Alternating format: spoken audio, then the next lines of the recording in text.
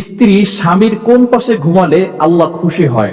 বিশেষ করে আমরা এই প্রশ্নটি অনেকেই করে থাকি যে স্বামীর কোন পাশে ঘুমালে স্ত্রী তাহলে আল্লাহ পাক রব্বুল আলামিন খুশি হয়ে যাবেন। বিষয়টি খুবই লক্ষণীয় বিষয়। আম্মাজান আয়েশা রাদিয়াল্লাহু তাআলা আনহা নবীজি সাল্লাল্লাহু আলাইহি সাল্লামের কোন পাশে ঘুমিয়েছিলেন, আম্মাজান আয়েশা রাদিয়াল্লাহু তাআলা আনহা এই বিষয়গুলো কিন্তু আমাদেরকে জানিয়ে দিয়েছেন। নবীজি সাল্লাল্লাহু আলাইহি সাল্লাম ঘরে ঢুকে কি কাজ করতেন, স্ত্রীদেরকে কিভাবে হেল্প করতেন, এটাই কিন্তু নবী সাল্লাল্লাহু আলাইহি সাল্লাম জানিয়ে দিয়েছেন। বিশেষ করে স্ত্রী এবং স্বামী তারা কিন্তু একজন অপরজন একটা পোশাকের মতো, এবং তাদের ইজ্জত তাদের সম্মান যেভাবে পোশাক হেফাজত করে, স্বামী স্ত্রী কেমন যেন এরকমই। আল্লাহ পাক রব্বুল আলামিন কোরআনুল কারীমের ভিতরে নিজেই বলে দিয়েছেন। 2 নম্বর পারা 7 নম্বর পৃষ্ঠার 9 নম্বর লাইন সূরা বাকারার 187 নম্বর আয়াতে আল্লাহ বলছেন, হুন্না লিবাসুল লাকুম ওয়া আনতুম লিবাসুল লাহুন্না। একে অপরের পোশাক, একে স্ত্রী এবং স্বামী একে অপরের কি পোশাক, এবং স্ত্রীর সাথে ভালো ব্যবহার করতে বলে দিয়েছেন। বিশেষ করে ঘুমানোর সময় কোন দিকে ফিরে ঘুমাবো, এই বিষয়টি অনেকে প্রশ্ন করে থাকেন। স্বামীর কোন পাশে ঘুমালে আল্লাহ পাক রব্বুল আলামিন খুশি হন? বিশেষ করে নবী সাল্লাল্লাহু আলাইহি ওয়াসাল্লাম জানিয়ে দিয়েছেন, লাম তারালিল মুতাহাব্বিনা মিসলান নিকাহ।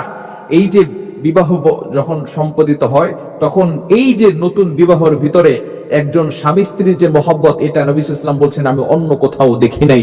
এজন্য স্বামী এবং স্ত্রী একে অপরের মুখোমুখি হয়ে ঘুমাবেন। নবীজি সাল্লাল্লাহু আলাইহি ওয়াসাল্লাম ডান কাত হয়ে ঘুমাতেন। আম্মাজান আয়েশা রাদিয়াল্লাহু তাআলা আনহা বলেন, নবী সাল্লাল্লাহু আলাইহি ওয়াসাল্লাম সবসময় কি করতেন? ডান কাত হয়ে ঘুমাতেন। এটা হচ্ছে রাসূলুল্লাহ সাল্লাল্লাহু আলাইহি ওয়াসাল্লামের সুন্নাহ। এবং স্বামী স্ত্রী কিভাবে ঘুমাবেন? একজন আরেকজন মুখোমুখি হয়ে ঘুমাবেন, এবং তারা একজন আরেকজনকে জড়িয়ে ধরে ঘুমাবে। এটাই হচ্ছে রাসূলুল্লাহ সাল্লাল্লাহু আলাইহি ওয়াসাল্লামের সুন্নাহ, এটাই হচ্ছে আদর্শ।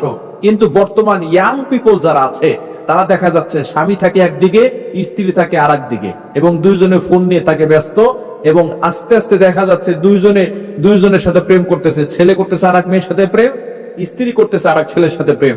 এরকম করে দেখা যাচ্ছে স্ত্রী কয়েকদিন পরে ছেলের সাথে ভাগালপুর হয়, কি হয় না?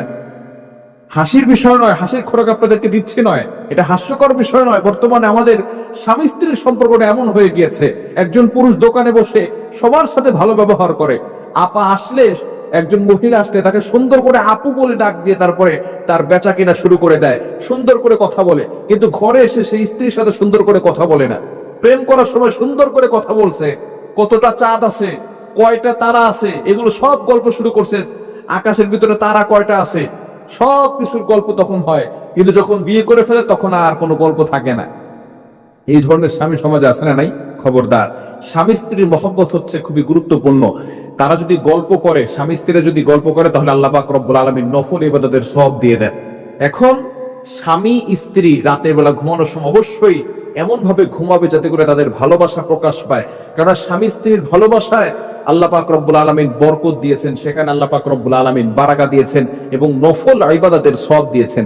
এজন্য ডান কাত হয়ে স্বামী ঘুমাবে এবং স্ত্রী তার মুখোমুখি হয়ে ঘুমাবে, এটাই কিন্তু সুন্নাহ। এজন্য অবশ্যই আমরা এভাবে ঘুমানোর ট্রাই করব, এবং এভাবে ঘুমালেই কিন্তু আল্লাহ পাক রব্বুল আলামিন স্বামী স্ত্রীর মহব্বত বৃদ্ধি করে দিবেন। এখন কেননা শয়তান সবসময় স্বামী স্ত্রীর ভিতরে ঝগড়া লাগাতে চায়। শয়তানের একটা আসর হয়, আসরের ভিতরে শয়তান সবাইকে বলে কে কি কাজ করেছো। একজন বলে যে আমি স্বামী স্ত্রীর ভিতরে ঝগড়া লাগাই দিছি, বলে তুমি খুব ভালো কাজ করেছো। তো দেখেন, স্বামী স্ত্রীকে ঝগড়া লাগানোর জন্য আলাদা শয়তান নিযুক্ত করা আছে। এজন্য স্বামী স্ত্রীর ভিতরে কথা কাটাকাটি হবে, ঝগড়া হবে, বিছানা আলাদা করবেন না, একসাথে থাকবেন। তাহলে দেখা যাচ্ছে আল্লাহ পাক রব্বুল আলামিন ভালোবাসা বৃদ্ধি করে দিবে। স্বামী স্ত্রীর মহব্বত আল্লাহ পাক রব্বুল আলামিন সেখানে বরকত দিয়েছেন। এজন্য এভাবে থাকলে, স্বামী স্ত্রী থাকলে আল্লাহ পাক রব্বুল আলামিন খুশি হবেন, এবং স্বামী স্ত্রী উভয়ে আল্লাহ তাআলাকে খুশি করার জন্যই কাজ করবেন। আপনারা নামাজ পড়বেন, রোজা রাখবেন, স্বামী স্ত্রীকে খুশি করার জন্য পাগল হবেন, স্ত্রী স্বামীকে খুশি করার জন্য পাগল হবেন। তবে আমাদের মূল টার্গেট হবে আল্লাহকে খুশি করা। আল্লাহ পাক রব্বুল আলামিন আমাদের সকলকে এই বিষয়গুলো বুঝার তৌফিক দান করেন।